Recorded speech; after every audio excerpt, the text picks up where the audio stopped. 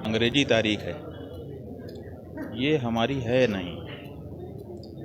ये अंग्रेज़ों के साथ आई थी, अंग्रेज़ों के साथ चली जानी चाहिए थी।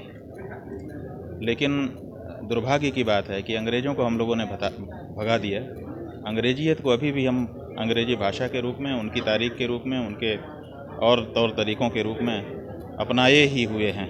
पता नहीं चलता है कि आखिर हमने स्वतंत्रता संग्राम क्यों लड़ा जब हमको अंग्रेज़ी ही बनना था।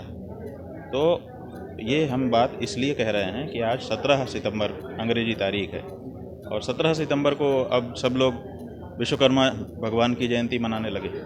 अगर विश्वकर्मा जी भगवान हैं, अगर देवता हैं, विश्वकर्मा तो हमारे देवता हैं ना, वो वही सारे रचना करते हैं, एक तरह से ब्रह्मा हैं। तो ऐसी परिस्थिति में राम जी का जन्मदिन जब अंग्रेजी तारीख से नहीं होता, कृष्ण जी का जन्मदिन जब अंग्रेजी तारीख से नहीं होता, हमारी होली दिवाली जब अंग्रेजी तारीख से नहीं होती है, तो विश्वकर्मा देवता की जयंती वो क्यों अंग्रेजी तारीख से हो रही है?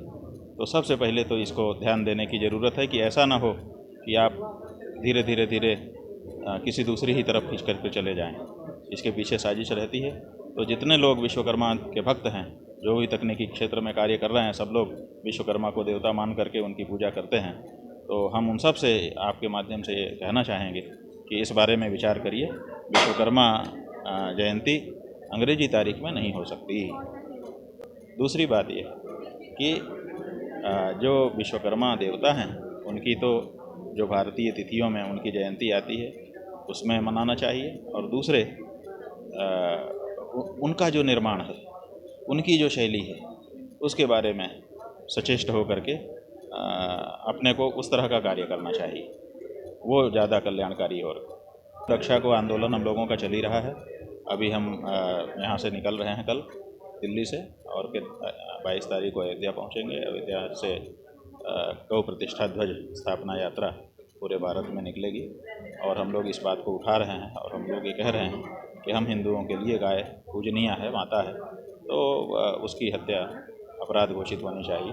अब करना सबको ये है कि सब लोग इस बारे में जागरूक बने और एक तरफ से मांग हो, बहुत हो गया, 78 साल के करीब हो रहे आज़ादी हो चुके, अभी तक हमारी ये मांग मानी नहीं गई है, जबकि आश्वासन आज़ादी के पहले से ही राजनीतिक दलों द्वारा दिया जा रहा है। गौरक्षा आंदोलन के लिए हमारा पूरा सहयोग रहेगा। महाराज जी ने कहा है कि साधु संत के ऊपर जो अन्याय अत्याचार हो रहा है वो गलत हो रहा है और इन विषयों पर जो है और न्याय, सबको एक वर्ष में न्याय मिले न्यायपालिका में, ये हमारी प्रयास है। इसके लिए राष्ट्रीय परिषद निर्माण हुई जिसमें शंकराचार्य जी का आशीर्वाद मिला।